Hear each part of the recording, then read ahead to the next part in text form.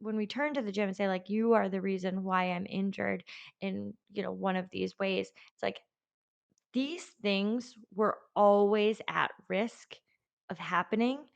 And we have to figure out how we can live life knowing that you're going to have your feelings hurt. You're going to have injuries. Things are going to hurt. Things are going to feel great. Like all of these things are part of the human experience and they're always going to happen. Hello, everyone, and welcome back to the Thick Thighs Save Lives podcast. I'm Kelsey. Welcome back, Kelsey and Kelsey's Plant. And I'm Rachel. And look how good she's. Is it fake? Oh, yeah. Oh, Oh, yeah. okay. I was like, I that's don't do one real healthy plants. plant. Oh, okay. Well, Yeah. I give it the old spritz every day. No, I don't no. have the green thumbs. There are Well, certain people who can keep plants alive, and there are certain people who just aren't made for that kind of life. And I just know who I am. I like to be self-aware. know thyself. Yeah. I mean, why force it when there's such a beautiful variety of fake plants available? I know that look lovely though, like, and they just are such low maintenance. It's wonderful. I have to tell you, I was gonna tell you this before we started, and then you said, "Stop, press record." So I have to tell you. It's true. Okay, so here's me. I'm Kelsey. I live with ADHD. It's a whole thing, and I Welcome to the was show, Kelsey. well. Thank you for your honesty. So I got home from the gym one night, hit like a hyper focus mode, and decided I was gonna unpack my boxes. So this is 8 p.m. They've been sitting there for weeks, but it is time to unpack these boxes. So I start just like doing a million things, right? So I'm like, also I'm gonna do a load of laundry. I haven't eaten dinner yet. I'm gonna do all of these things. And I realized in that the frenzy that I lost my phone.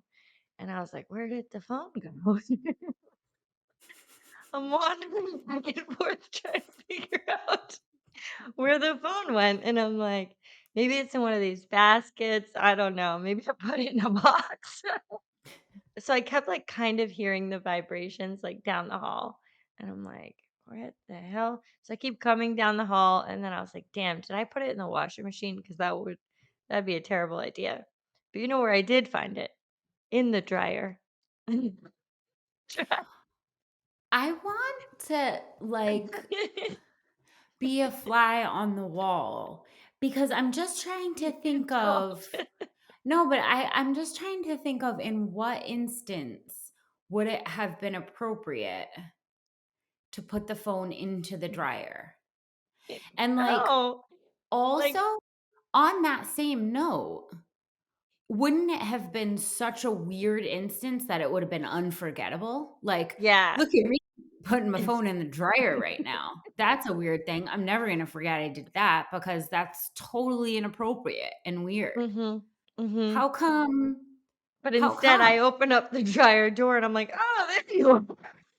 And it's a surprising thing.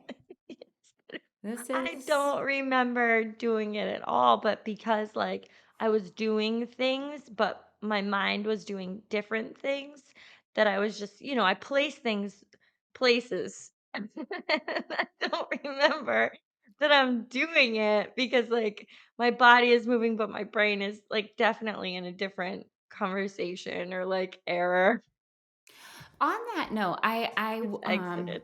okay, I really like that you brought up the whatever that thing is where you're doing something but you're thinking about something completely different because I've been alive for 38 years and for 38 years people have been startling me in my own house.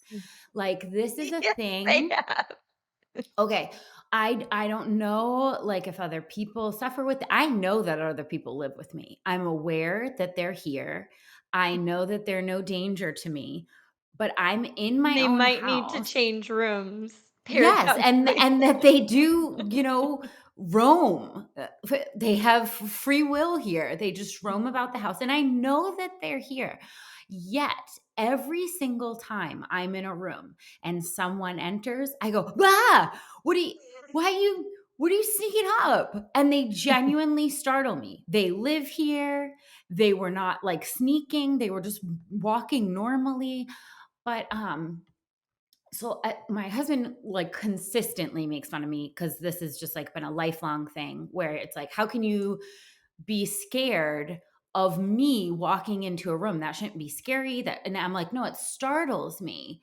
Mm. Um, but okay, I I think the have funniest is, like, that you blame them for oh, I walking get in the so room, mad. I get like, they so were mad. just like, their existence was so sneaky.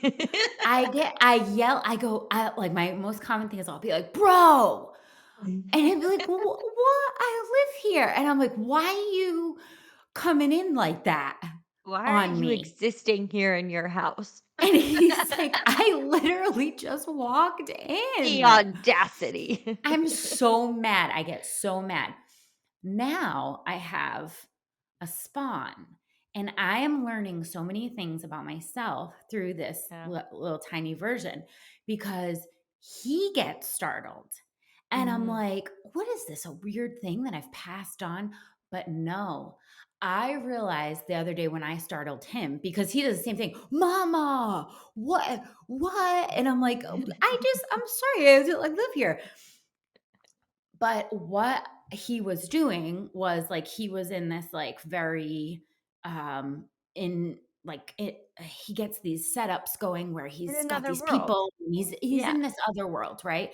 So when I walk in, very normally, I scare him and startle him because, like, he is in another world in his mind, and that is when I realized it is that I am never in the place that I am, almost Mhm, never. mhm. If I'm alone, I'm in another place. I'm having a conversation, I'm thinking back on a thing that I was, I don't know if you when I guys was have stupid. remember the episode, when Rachel is in her, when she's telling the story of how I could be what's it talking to called? myself. What's it called? The confession? The Yeah. confessionary? I'm Yeah. doing a confession, on reality TV, but except I don't have a show. Um, so I'm constantly doing stuff like that. I'm talking to myself, I'm talking to my inner critic. Like, there is so many things that are going on. And that is why I'm startled because I'm not actually there. And so then when someone comes into the room and, like, brings me back to where I actually am, I'm like, holy shit, what the How'd you get hell? in my confession? What the hell? What? You know? You know? Mhm, So after 38 years, I finally discovered that, and I feel so much better because I felt like it was really a weird thing. mhm. But now I know it's just because yeah. Does that happen to anyone else? Okay. Uh, You're just it certainly happens to me. I'm never here. But my yeah. body is always doing things. That's why it's the most confusing part is because, like, I'm always moving, but, like, my brain is moving in a different direction. So when I do things with my hands or I place things somewhere or I go somewhere, I end up in a room, I'm like, "Why am I here? Whose Yes. whose room is this?" That's how you end up finding your phone in the dryer. Yeah. Mhm. Yeah, stuff like that, because you were Yeah. having another conversation in your head that had nothing to do with the dryer or the phone. So that No. wasn't it wasn't memorable. I Yeah, get I've it. I've put I've put my phone in some pretty weird places. Like I found it in the fridge before, but like I'm really glad I didn't put it in the washing machine because like when I came Mm. back down there, like I genuinely looked in the washing machine, which I had started, and I was like, Uh, man, if you put it in the washing machine, it's gonna be bad. it's gonna be a bad day tomorrow. Yeah. Yeah. Oh, well, I wanna hear if congratulations. other people have these things. I wanna hear if A, they get startled in their own home because Rachel has been suffering this for years to the point where, Yeah. like, when I've come into her house, I've started doing, like, "Kelsey's here," because I didn't wanna start. I know how it is to be startled by people that live there. It's very I don't unsettling. like that. I don't like that. I don't like it. My husband does things like that too. He'll, like, stomp, like, right Yeah. before he's gonna come in so that, like, it gives me a little second to get out of the confessional and into the, real world. Oh, weird. We have a favor to ask everyone of the listening to this podcast right now. We know there are so many of you listening to this podcast, and we are so happy that you're here and we love you. But what you need to do is you need to subscribe. And I know that gets confusing because sometimes I listen to a podcast repeatedly and I don't subscribe. So I'm like, I'm here with you. But you need to rate and subscribe the podcast because it really, really helps us to keep putting effort into the podcast, get amazing guests, and just keep making it better for you guys. Because clearly you're here and you love it. So just do the thing. Yeah, one of the big giant moments that I've had this week has been surrounding the podcast where first of all we hit 3.2 million downloads. We missed the 3 million because we don't pay attention to anything. So now I have to announce it as like this odd number, 3.2 million downloads. I'm 200,000 shy of like actually the milestone. Missed it. Oh. um that one. And then Mark brought up the fact that we are coming up on 5 years of the podcast in January. And I just want to say that this has been such an amazing 5 years, but it has been a labor of love. And we have not missed a week. We Yeah. have like it 5 years of continuous weekly podcasts where we are just like deep diving into all of the things that our community is really interested in. And I just, that kind of commitment is, if you're here for that kind of commitment, like rate, review, subscribe. That really, really helps us to keep moving forward.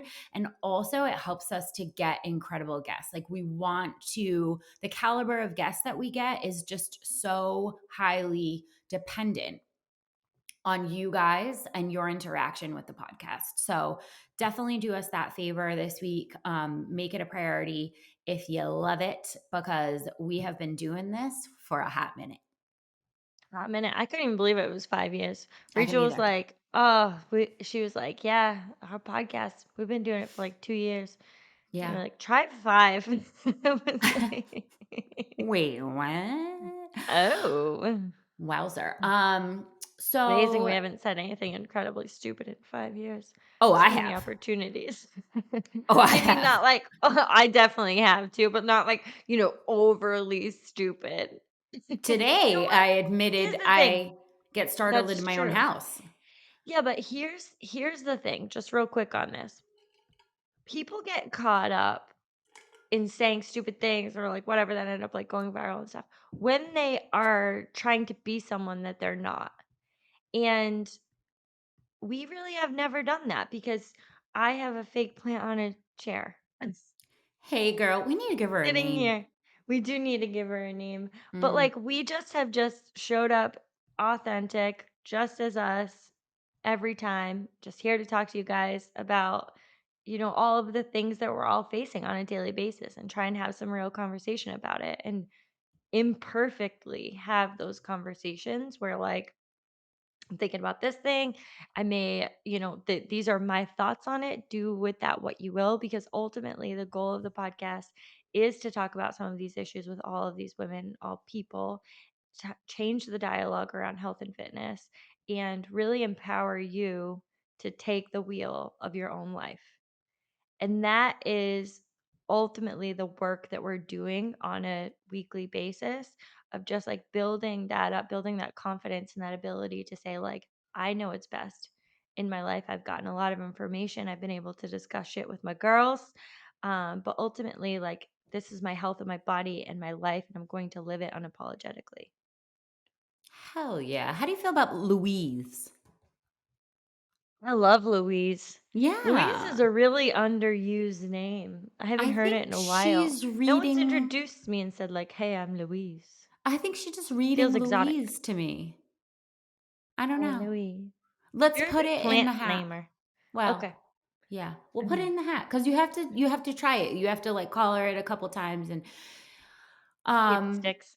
I did just want to say quickly that a study came out on plants. I know that we talked about the great stuff about fake plants, but if you can, it is highly suggested that you sleep close to a real plant, the oxygen that the plant is releasing has been shown in studies to help you sleep better, Mm. more quality sleep, and better like deep sleep from the amount of oxygen in the room if you can have a real plant. So like a couple of the biggest oxygen producers as far as plants go are actually some of the lowest maintenance ones. So like if you get a snake plant, they don't want a whole lot, but they produce a ton of oxygen, and if you could just put it on your nightstand, like in like Mm. a sunny corner, you yeah, I went out and got one right away for my son because you hear a study and you're like, oh my god, Oh my um god.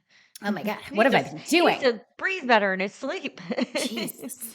um that's called mom guilt. So today we're going to be talking about some of the ideas surrounding what to do when you suffer an injury regarding your health, your fitness, your exercise. How do we move forward when we're injured? Because at some point, if you've been doing this long enough, you're gonna come across an injury. It might be something, really acute, quick healing, easy going. It might be something that is sort of chronic and that you're dealing with for a while. But no matter what, if you do this long enough, you're going to have something that's going to come up. And one of the most common questions, because, this is like one of those things where people are like, now what? So, one of the most common questions we get is like, should I continue to work out? Because, like, sometimes it happens right at the beginning and you're like, oh, I don't want to lose the habit. Sometimes you are well into your fitness journey and you can't imagine, like, what am I going to do? My mental health without this is just going to be a disaster. So, can we keep working out? Is that counterproductive? Are we setting back our healing? How do we keep working out? Or is it better just to rest altogether? So, I think that we can kind of uncover some things today and talk about what to do when the inevitable happens. Because, at some point, we're going to suffer minor or major injuries. Yeah, I love I don't like love to talk about injuries, but I think it's so important to talk about injuries because injuries serve as a really important part of life in our health and fitness journey because if we're at the gym and we sustain an injury while we're at the gym, all of a sudden it's the gym's fault.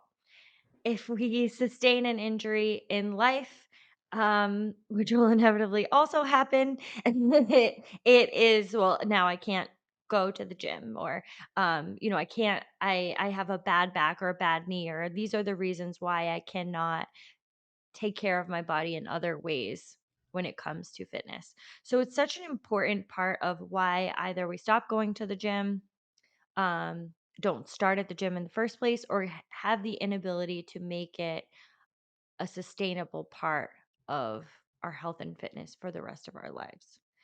And it's such an important thing to talk about because so many of us, every single person is going to have some type of injury unless you live in just a glass box the rest of your life, because that's just not going to happen. And when we think about the benefits of being at the gym and getting strength and really working on the health of our body, the bigger the more you have the ability to sustain an injury and come back from it. So you don't have really one without the other. So when we turn to the gym and say like you are the reason why I'm injured in, one of these ways, it's like these things were always at risk of happening and we have to figure out how we can live life knowing that you're going to have your feelings hurt, you're going to have injuries, things are going to hurt, things are going to feel great. Like all of these things are part of the human experience and they're always going to happen. Yeah. I mean, just starting off with that, injuries that they're going to happen, and they don't mean that all of a sudden health and fitness has become a negative part of the journey. In fact, I will put out there that some of the best learning experiences that I've had about my body and my movement patterns have been due to an injury. And it sucks because you hate to learn it that way. You hate to learn that you're quad dominant when, Mm. you tear an MCL. Like it's not the best way to learn, but it is something that you can take and turn into a learning experience, growth mindset. Yeah, so just saying you can learn and grow from it. It doesn't always have to be this like catastrophic negative all the time. But before we talk about injuries and sort of like the path moving forward and what we want to focus on in the gym, when we are injured, I just want to say that first of all, we are not your doctor. Not Okay, the doctor. sis. Okay, we are not diagnosing your injury here. We are not prescribing you PT. That is for someone that is your personal, professional medical, like knows your history. This is your person. Okay. So we are not that. We're not providing you personalized medical advice. You need to see a professional for that. I just want to say, if you're experiencing any pain, this is not like the blueprint to get out of pain. You need to be diagnosed by your person, sis. Yeah. So we're gonna go over some like different types of injury, how you define your injury, all of those things. But I do want to just like quick shout to, if you are experiencing pain, and we'll go over the types of pain, and how you sustained that injury. But just like living with something that hurts all the time and calling it the bad fill in the blank is not it.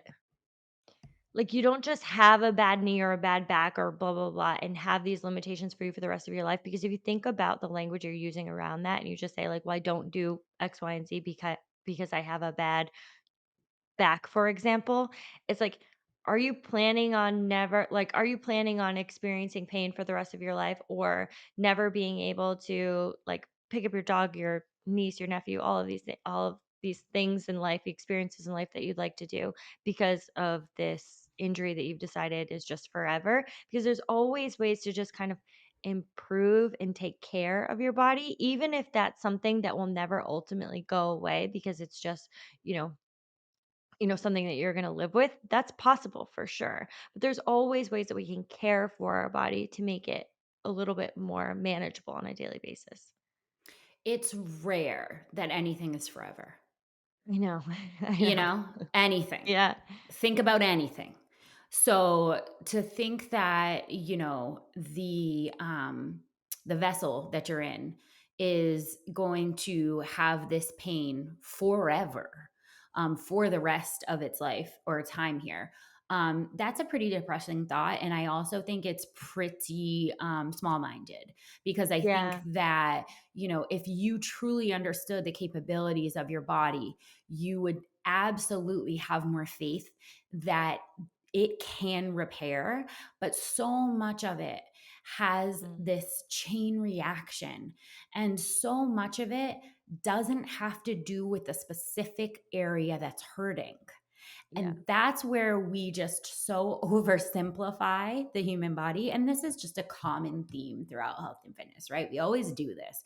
We always oversimplify nutrition, oversimplify, digestion, absorption, exercise, all of it, because we don't truly know about so many of the nuances yet. And I don't know that we ever will, but we work every day to get closer. And what I'm going to try to tell you here is that, and what we're going to really hit on is the area that hurts is rarely the problem.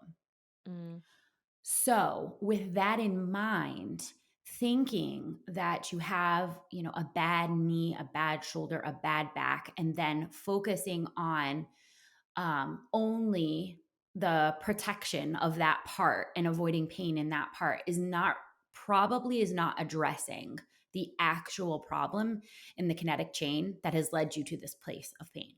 So when we think about injuries, when we talk about them during this episode, let's really think of the body as an entire functioning chain, not Mhm. working in vacuums of like the knee, the ankle. It works all alone. If your ankle hurts, it's only about the ankle hurting. Like it's just out there floating in space by itself hurting. It's like, no. Separate from the rest of your leg. It's not supporting the rest of your body, So obviously. that, Your right. So, I feet mean, have nothing to do with how the pressure that is happening with your ankles. when you say it out loud, you're like, "That's Mm. so crazy," but, like, also, I hear on a daily basis, I have a bad this, very specific part of the body, not addressing the entire rest of the chain that is totally involved in the movement of that one specific area that we're feeling pain. So, you can basically usually categorize your injury into three major categories. An acute injury is one that like just happened in the past 5 days. It's like a traumatic event. I'm using the word traumatic, but like these are varying levels, right? This could just be like a muscle Levels of pull. trauma. Yeah. Yeah, like there's It could all. be a bruise. It That's a could be a traumatic bruise. event. Yeah. Mhm. Mhm. Exactly. It could be something like extreme, like a tear of a ligament. It could be a fracture, a bone break, but it could also be something as small as a bruise. So, but basically, when you're thinking about an acute injury, you're thinking about one in which you have like a direct cause and effect that can be tracked into like the last 5 days. That would be an example. And overuse injury is probably something that has developed over a significant amount of time. And it is probably due to a repetitive movement. So, like, I would put into this category things like shin splints, um, people that have bone spurs, like runner's knee, like these kinds of things that Tendinitis. tendinitis. That's a good one. And then so this is something that you're like, okay, this has been um a, a result of a specific movement that I've been doing. You start training for a 5K, your knee starts hurting, right? That would not in the first day, but like a week in, 2 weeks in. That's probably an overuse injury. And then you have your Usually chronic. the result of a repetitive movement. Yeah, yeah. Almost always you can track it to, oh, I started playing tennis and now my elbow hurts. Like 2 months in to Mhm. starting tennis. Like that would. And then a chronic injury is something that we categorize as you've had this pain for 3 months or more and it is not going away. It's consistent pain that you have not had any kind of break in. That would put it into the chronic category. Yeah, so these should be treated separately. However, something that I want to say about this, even if you have an acute injury and your recovery is fairly quick in the recovery, in the realm of how quickly you're going to recover from an injury. If you have an acute injury, your body compensates in so many other ways surrounding this injury that we tend to either have already developed poor movement patterns surrounding which might be the cause of some of these injuries, or we're now going to develop some poorer movement patterns because your body is responding to an injury. Anytime you sustain an injury, usually there's inflammation, there's pain, there are things that your body is doing in order to protect you because ultimately your body just wants to protect you from any type of pain. So that's just its job. It wants to keep you alive, it wants to keep you pain-free. So the way you start moving after you sustain an injury is one of the first things that I would really like you to just pay attention to because so many of us start doing things like we're leaning on one side, we start, walking on the outside of your foot if you have, a like a fracture or something, so you like your foot, your ankle is hurting, you start walking on your tips of your toes. And we start doing other things and then start experiencing maybe some hip pain, some pain in the other knee. And it's like, what are we doing here that is continuously causing, you know, a ripple effect in how we're responding to one injury in one area? That's one of the biggest points in doing this episode because so many times people will sustain an injury acutely and they will come back to the gym and they will report that that area just never feels the same. Now, this is when we start getting into the I have a bad, right? Mm. Um, Usually it starts with an acute injury. And then when that initial pain has subsided or the initial injury has healed, we just have repeated low amounts of pain in this area and say, well, now it's bad. It's gone bad. It's It's gone bad. sat out too long. It stinks. And none of that is true. What has likely happened is like we always say this about the was it the 12 shots or the beer? Um, the acute injury is the beer. There was 12 shots before that. And after the weird thing is too, after the beer, because you have made those compensations to protect the injury, you may have done even further damage in that chain where like we're now our movement patterns are odd, different, or they were for so long while healing that it's become like the new normal. And that's where we just start because like you drop a dumbbell on your toe, that's an acute injury. That's just like bad luck, right? Sometimes you just Mm, end up with bad luck. And that's not a preventable thing. There was nothing that you could have done. mhm. Maybe use more chalk, but like the just it's going to happen. But the answer is always more chalk in my opinion. But most injuries are not those kind of freak things. Most injuries are the result of like improper technique, poor movement patterns, incorrectly fitting equipment like shit shoes when you start a 5K program, or just anatomical or like biomechanical things about your specific body that are like genetic, like femur length or whatever, that are just like promoting kind of movement patterns that aren't maximizing you as an athlete. That's the majority. It's not usually like a dumbbell drop. Like, No, it's not usually a dumbbell drop. Usually, like Rachel said, she gave a lot of great examples, but improperly warming up is another one. And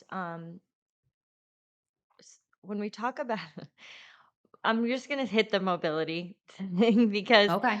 range of motion and mobility is so important for every one of your movement patterns that if you consistently are unable to get into positions where your body feels strong and is moving in its correct movement patterns, you're constantly moving around it, which is putting strain on other areas that is going to wear down over time or is going to start to wear down and then ultimately you sustain an acute injury. Now, in order to I wanna give just, like, an example of this because this happened with my wrist where I started noticing my movement patterns changing after I had a wrist injury. So, my wrist was injured, right?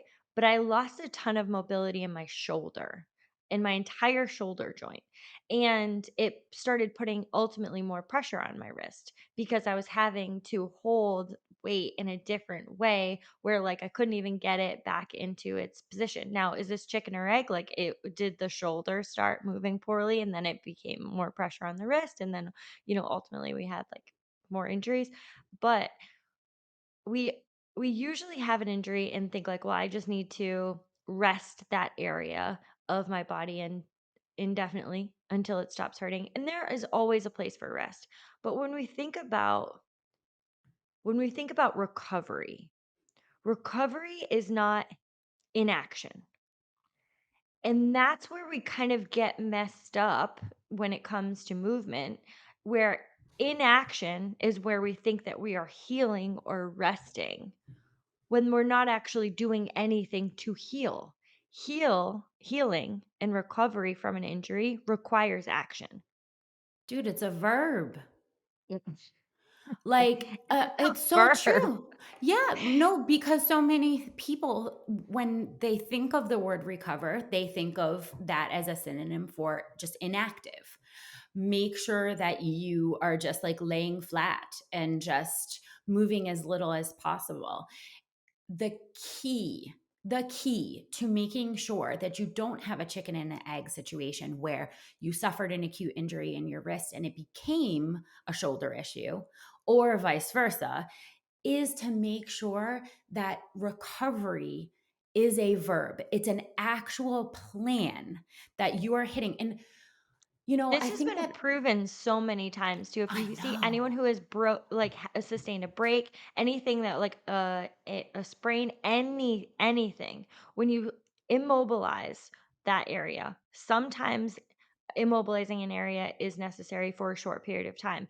But then it really is so much more beneficial to get blood flow to that area, start to get your range of motion back, and you can see people's recovery double and triple in the time that they are able to come back from an injury because they don't go towards inaction. They go towards early movement, start getting in some range of motion and at an early time in a very planful way, but it doesn't go to like, well, I just immobilizing this area of my body for the rest of my life, which ultimately is what you're saying when you go towards like, I have this bad whatever, so I'm never going to use it. It's a part of your body. It's Black Friday season, y'all. We have some of the best gear for the best prices. If you're looking for some amazing deals, 65% off leggings, shorts, sports bras, whatever you need. We've got activewear, we've got warm stuff, we've got everything plus free gifts. Yes, free gifts for purchases over $200. So get to the site, constantlyvariedgear.com. And if you're sending your significant other, we also have gift cards. So make sure you check us out this Black Friday season. Nobody is going to beat the smoking deals we have. It's so hard because so much of, what we don't know about how the muscle groups work together, how the ligaments work together, how the whole chain of events, it leads us to use our body in a vacuum in the like with regards to injury. Like this joint is hurting, so I'm going to rest it.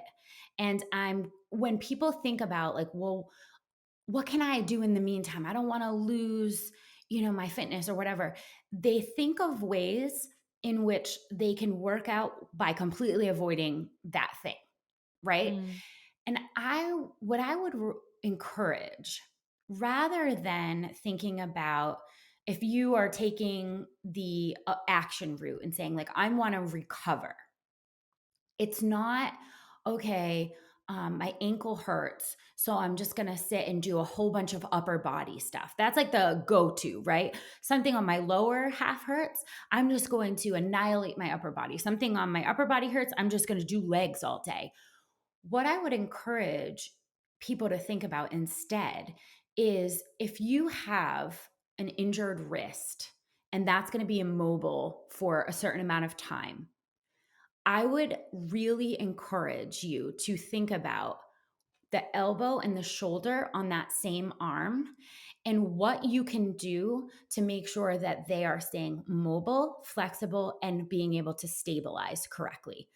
Because if you just say, I have a wrist injury, so I'm going to squat all day, you are not addressing the two other parts in that chain that are going to keep that wrist healthy when you come back. So it's so hard because we want to ignore that part of our body, just like cut it off and be like, I'm going to keep working out all the rest of it. But that's actually the one of the worst things that you can do is to just ignore. You should be paying extra attention to the entire chain that connects to that injury. It should be getting all the focus, not just squatting all day. You know what I mean? It's just such an excellent point because I am a decade into my like fitness journey here and I made this mistake. So I want to the first step here is like not just falling off of, taking care of our body. Sometimes we get an injury and we say like, well, I'm not going to go at all because I can't do any of these things. And I get that. There's a lot of frustration around injuries and feeling like well, I just can't go at all. So if you've made it past that first step, Yes. The second step is, okay, well, you go into a growth mindset. What else can I work on? What can I maximize during this time that does not involve whatever part of my body is injured? I get that. That's the second step. And if you made it that far, awesome. But the third part to that really is exactly what you said.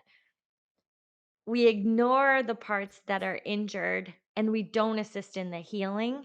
And um, this is particularly prevalent in injuries where it's kind of chronic or it's like long lasting because we've decided that that area of our body is just useless at this point, and if we're going to do anything in the gym, we're just going to ignore that and we're going to work on anything else. I think it is less likely when you have more of an acute injury and you have something like, because I remember when I tore my rotator cuff, I didn't do this, and my rotator cuff healed so well, much better than, than this wrist injury. But it was because I had a very succinct plan. I was in a sling for a bit. It needed to be immobilized because I dislocated my shoulder, so it had to be put back in. And so it needed to be in a sling for a little bit. And then there was a plan to how we were going to build it back up. Right? So there was a ton of focus. At least two-thirds of my session was focused on the injury. On the injured area, two-thirds of my session were focused on that. The other part was doing all of the other exercise, working on, strengthening the core, legs, all the other things. But two-thirds of my session was focused on the part that I wanted to ignore. And I think that's just like such a great point that you brought up. In order to come back strong from these types of injuries, we really have to look at the surrounding areas and give it the focus that it needs, even though it sucks. It Because does. It does. it sucks, but this is your life and this is like a sustainable journey for you. And you don't want to the rest of your life be like, well, I just have this area that's completely useless I in just my want to bring body. up I want to bring up the point that because you had a tear and a dislocation, you went to see a specialist and were set up with this very, very specific PT plan that gave you all of the tools that you needed. Most people, when they suffer these acute injuries, if they don't have something specific like a tear, like a dislocation, they are not seeing this like incredibly detailed PT plan that has like all of the exercises, mobilizing stretches that they need. They are just likely completely on their own, not Mm. knowing what to do, immobilizing the area, and then suffering for months or the rest of their life with calling it a bad shoulder. But just because you haven't had a traumatic event to the level of a dislocation does not mean that you don't need a specific, well laid out PT plan that is going to involve specifically looking at that area and spending an immense amount of time on it. It's just that if you don't have someone putting that together for you, it's so hard to know what to do.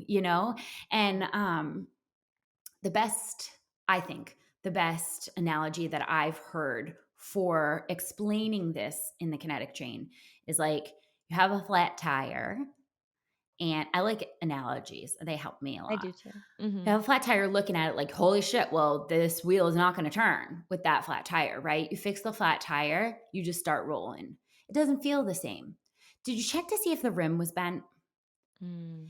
That is where the rest of the chain comes into play. If you just fix the flat and you do not look at all of the rest of the things that make the tire go, it's never gonna roll just like it did before.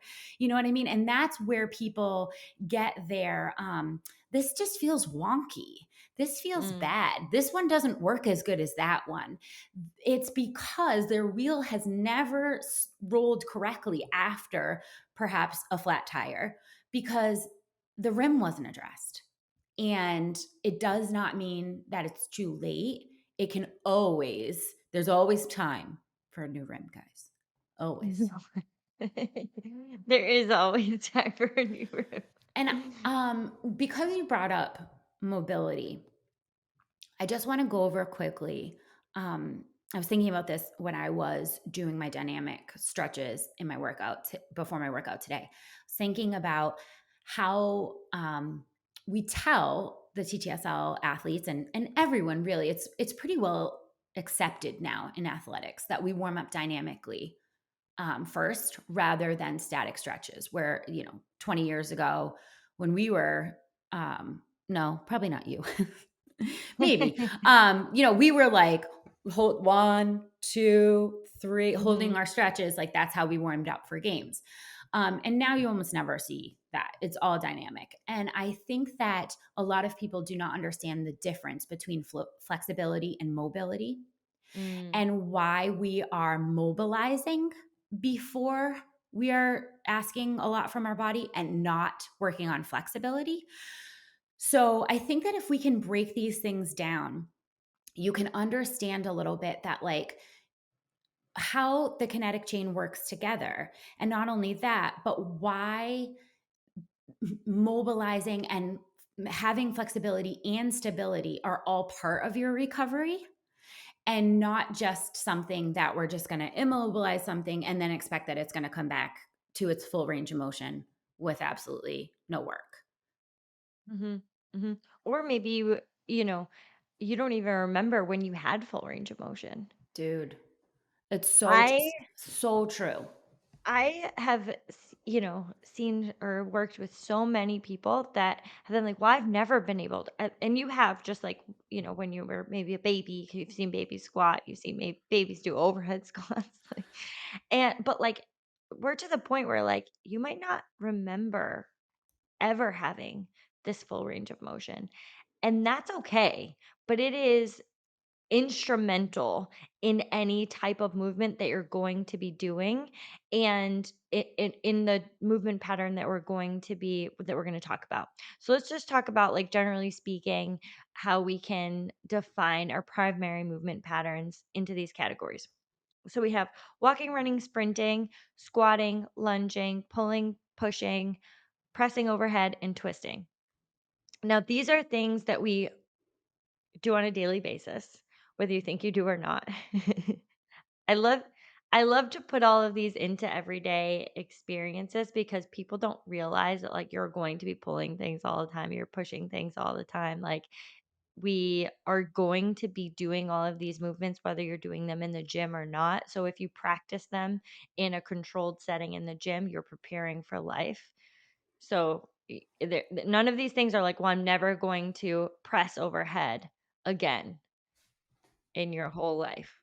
Like, that's just You not you might who not you press are. overhead correctly, but you are going to do it. Yes. You might not press overhead correctly, but you absolutely are going to do it. And if we can train these movement patterns in a controlled setting in the gym, then we can prepare for life. So when we think about some of these things and how we are moving in the gym, what I would implore you to do is to think about some of the things that I think are the most common when it comes to, like, a hip shift. When you pick something up, are you shifting to one side? When you are pushing overhead, is one of your arms lagging behind the other? When you push your arms overhead, do you feel like one shoulder sits back into its socket, the other one doesn't quite get there? These are things that you can notice that you can notice in the gym, and then we can start to think about, like, what are some of the movement patterns behind that. Some of the Another common one that I see with a lot of people is when they pull off the ground, they pull harder and faster on one side rather than the other. And this is important because one side of their body is essentially being put under more load than the other. And this can cause a variety of issues because if that side is essentially working harder, it's going to continue to work harder. So that might be like your strong side. But then when you sustain an injury on that side, you wonder why. It's been carrying the load of all of your movements primarily on the same side repeatedly and compensating for the other. You're pushing harder on that side. Then you get under a bar, you shift to the side, you're standing up all on one side. it's these things that we do repeatedly, and then we start to notice them when we say like, "Well, one leg's stronger than the other," or "I always have pain on this side," or I'm always experiencing some type of issue, and then we continuously move like that until it breaks. Yeah, it's very, very common for me to see athletes injured on their dominant side. Yeah. And that just screams out, overcompensation for the weeks. And that's why, we do so much work in our programming with unilateral movements and just breaking this down because sometimes you have to be I was just doing B stance squats today and I love those for this kind of stuff. I was doing my left leg first and it was great. And I don't know why I do my left leg first. That's weird because that's not my dominant side. Maybe it's to like Get it out of the get it way out of the way. while you're fresh. Yeah, Sometimes I maybe do that's why my I do weaker it. one while I'm fresh because I know I'm more tired when I get to my Mm. second. So I'm like, "Oh, Okay. just get Maybe this that's why I'm one." doing it. I was just like subconscious. I went to do the B stand squats on the right side and noticed immediately my heel started coming off the ground. And I was like, what's the matter with you, sweetheart? But it's just those things that if you're really paying attention, you can notice.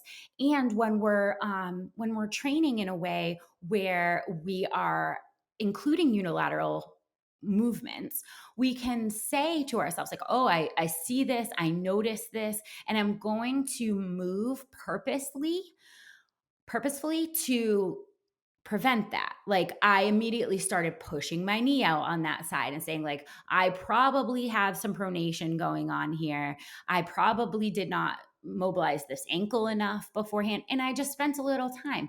And it's hard if you've moved in poor movement patterns your entire life because that is so practiced.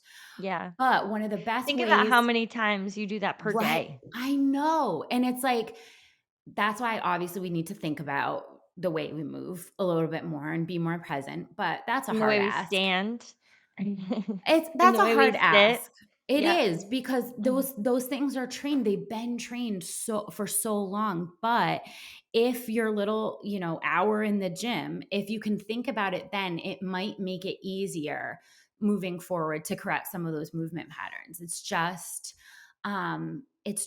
so like if you want to know, I think the best way to tell an athlete is like sometimes you can't tell it when they're doing something slow or not under a load. Do an air squat. Looks great. Yeah. Looks great. Load up with your 1 rep max. Looks like shit. I can see all the faults and Yeah. in your movement pattern because if I ask you to do it faster or under more load, that's when things start to fall apart and we can see the baseline of where your movement patterns are lacking.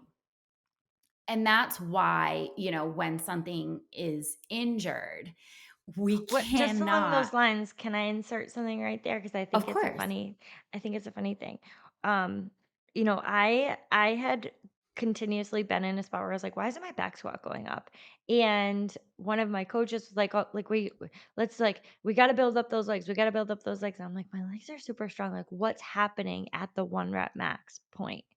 What's happening when I start to fail there? And it actually had nothing to do with my leg strength. It was my upper body strength. Everyone here is like, that is so weird. But what was actually happening Not is, me.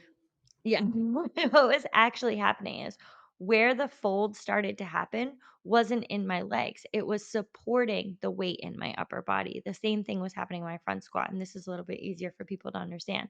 Because have you ever heard the pooping dog? You know what Mm. dogs look like when they poop? They just these are round in their back.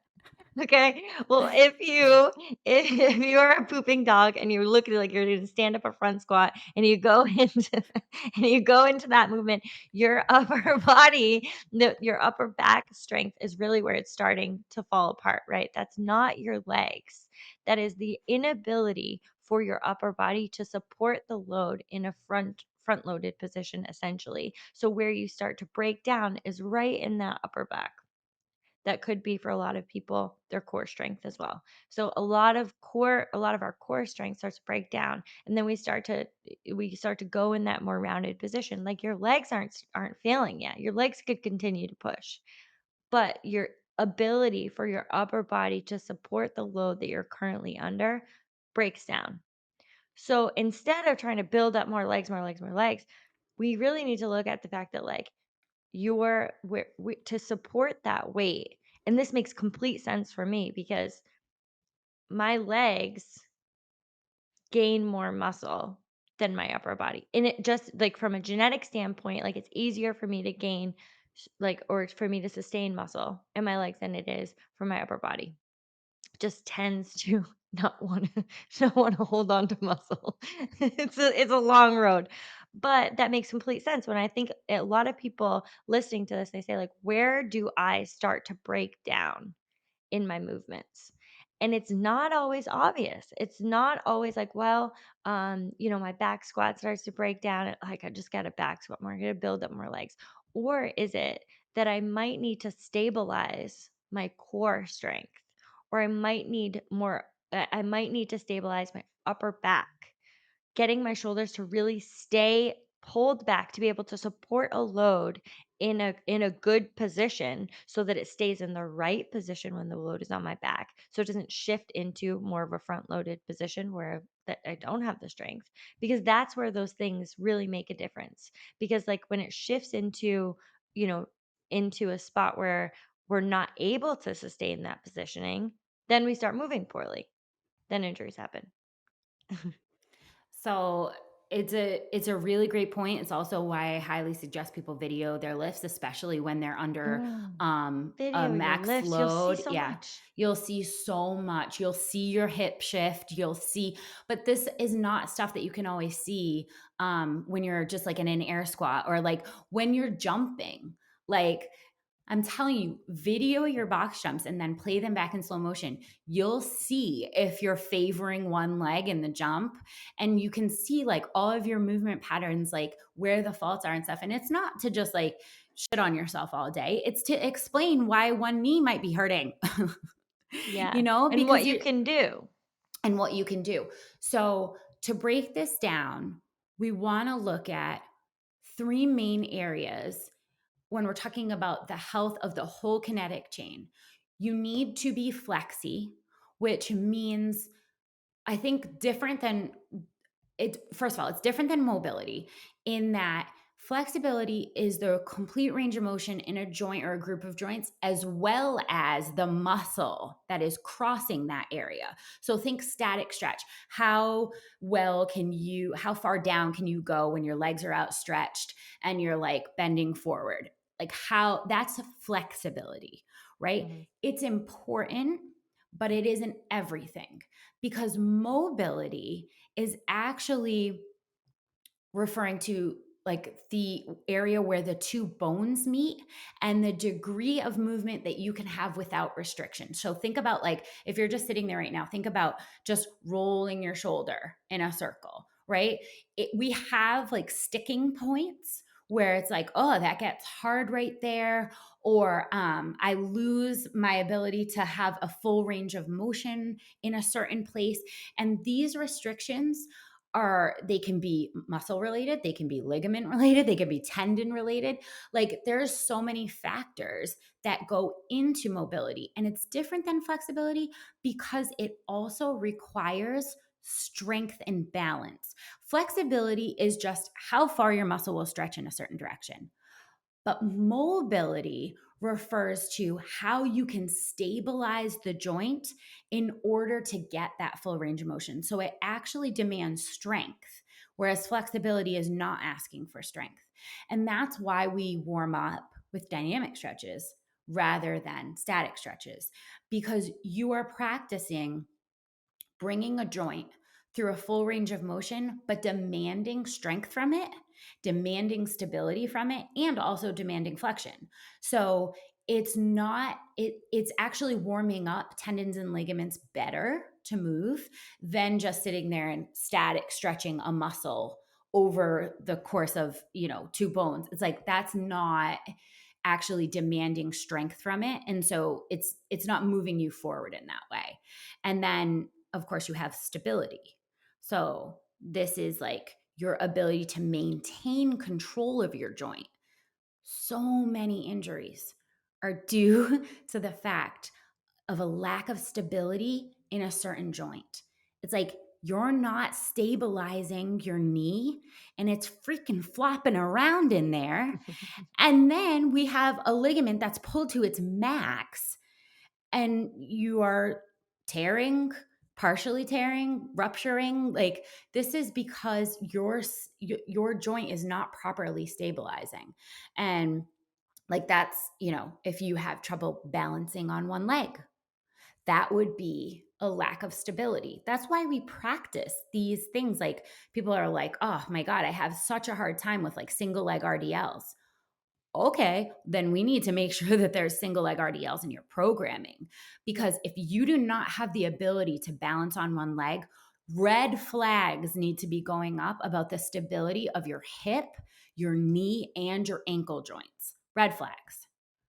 Yeah. So many injuries can be prevented with stability too. I mean, we talk about like we're primarily talking about how we can come back from injuries and looking at these three main factors in order to come back from an injury. But these are all the three main things in order to prevent injuries as It's well. true. Hmm. And stability is one of those that, like, I just feel like are not talked about enough, but need to be talked about more because when you ask for some should be easy movements to prove stability, so many of us are unable to do it. Like like with your shoulder joint and being able to just holding your arm out right in front of you and being able to maybe put a little bit of weight on there and stabilize in this position. So many like you think like I've seen the strongest guys just like I'm like, "You're not stabilizing anything Yeah, there, and you're wondering why you have so many shoulder injuries because, like, you don't have any stability." And these are just easy, air bunnies, things that you can add into your sessions on a daily basis if you are purposeful about them. If you're purposeful about flexibility, mobility, and stability. If you think about your shoulder joints, your hips, your knees, your ankles. Those are honestly the main things that we need to look at when we talk about all of these things because so many of this comes from the stability in our shoulders, the stability in our hips, the stability in our knees and ankles.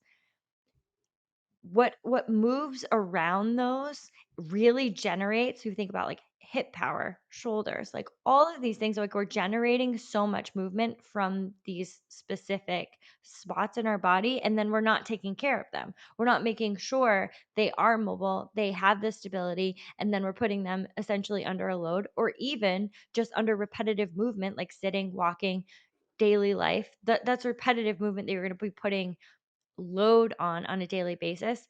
Think about your hips. You guys are probably sitting down listening to this podcast right now. If you don't think your hips are currently under a load, what's your body? Your body is a load, and your hips are going to support your body regardless if you want them to or not because gravity. So, if you can take anything from this episode, just like a quick summary for some of you guys. It is if you are experiencing an injury right now, some of the most important things that you can do is to not just go to immobilize. Think about the things that you can do in the gym. Think about the things that you can do to heal what is the injury that you are currently fighting with, they're currently sustained. What can you do to actively heal your injury right now?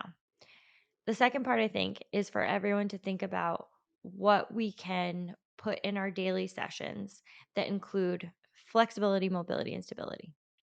What are some of the things that you might want to focus on now? If you follow a program like TTSL, it's already in there. it's done for you. Just saying. Just a quick clip to that. But if it's not, and you're kind of going into the gym and you're wondering what are the things that you should be doing, and what are some of the things that tend to feel painful for you, what are some of the ways that you could look at maximizing some of these 3 points in order to become pain-free? I mean, damn. Damn, if that isn't the goal. Taking, for example, the ankle roll and saying, all right, you're gonna get past that initial being upset and you're gonna go to the gym. No, you're not gonna just smash your upper body while you're there and completely ignore that entire leg. No, you're not. What you're going to do instead, now that you know better, is you are going to think about the entire kinetic chain that leads to that ankle and how those will be affected by this injury. You're going to think about keeping your knees and hips flexible. You're going to spend a significant amount of your session making sure that those are remaining flexible. Then you're going to mobilize them. You're going to bring your knees and ankles.